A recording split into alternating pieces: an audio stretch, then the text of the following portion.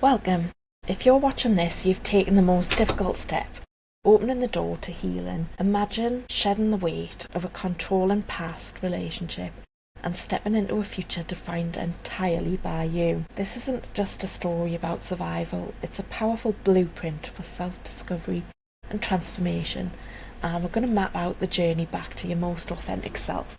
The silence after a controlling relationship can be deafening. It can leave you wondering who you are without their constant presence, and you might feel lost, fractured, or even guilty. Please know that these feelings are valid. They're the necessary emotional residue of an experience that systematically tried to erode your sense of self. The courageous journey begins here with acknowledgement. This is the moment you name what happened. Say it out loud or write it down. I was in a controlling relationship. This is the vital first step towards reclaiming ownership of your story. It wasn't your fault, and you are absolutely not alone. Acknowledging the truth separates you from the narrative of control. When you escape and control, one of the heaviest burdens that we carry is the mythology of self-blame. You might replay events thinking, if only I'd been quieter, or if only I'd been more perfect. We need to systematically dismantle this mythology. Controlling behaviour is not a response to your flaws, it's a tactic used to manipulate.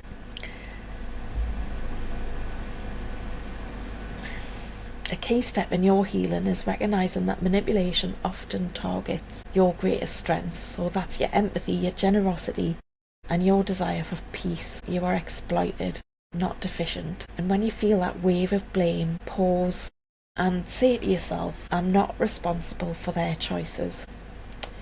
This is a boundary that you hold against the past. This process of acknowledging the truth is strengthened by validation. So seek out professional help, a trauma-informed therapist or a support group. You can get that from me, and I'll tell you more about how to access the service at the end of the video. Hearing your experience validated by someone outside the dynamic is a powerful tool against gaslighting. It confirms that your reality is real and that your memory is accurate and that your experience matters. And this validation isn't optional, it's essential fuel for reclaiming your sanity and your experience. Give yourself permission to feel.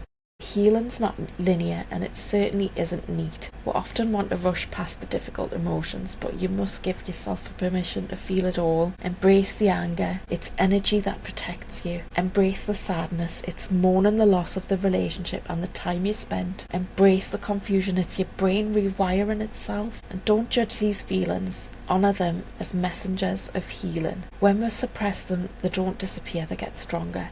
Think of a pressure cooker. The pressure just starts building and building unless you let it out. And if you don't let it out, eventually it bursts open and explodes.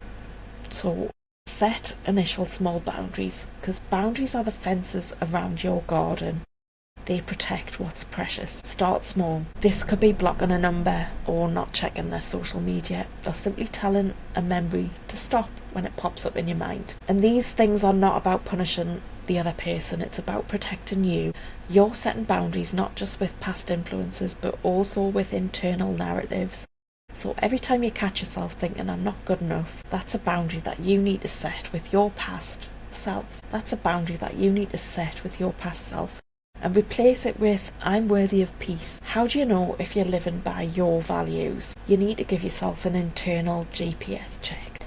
Because living by your own values requires constant internal check-ins. A controlling relationship teaches you to use their needs as your GPS.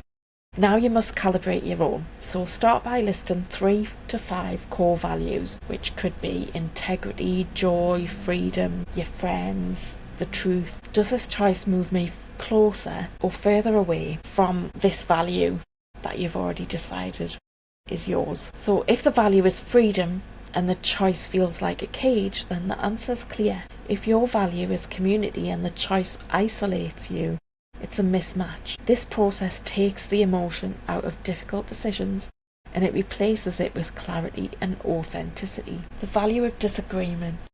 In the control and dynamic, disagreement was often punished. But in your new life, you must learn to value and articulate your disagreement. And this isn't about creating conflict for the sake of it. It's about asserting your separate identity.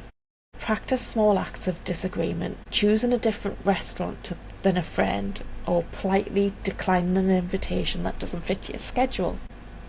These small actions of independence strengthen your voice and reinforce the truth that your preferences hold equal weight.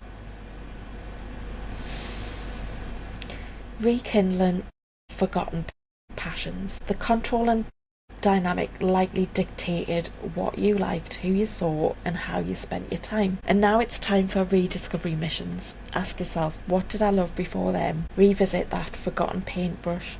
Dust off that guitar. Try that class you always wanted to take. Your passions are breadcrumbs leading you directly back to your true identity.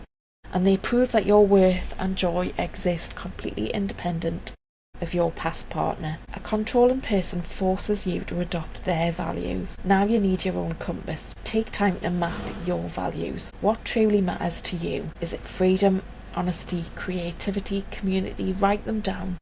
Your values should be the non-negotiable guiding stars for every choice you make going forward. Creating your circle. A controlled life is often an isolated one. Intentionally curate your circle. You need supportive, uplifting relationships, people who not only believe you but celebrate you. And if a friendship feels draining, it's okay to step back. Surround yourself with those who reflect the person you are becoming, not the person that you were forced to be. Practice of self-compassion is not a luxury. It's an antidote to shame. Controlling dynamics thrive on shame, convincing you that you deserve the treatment. And to counter this, you need to actively practice self-compassion.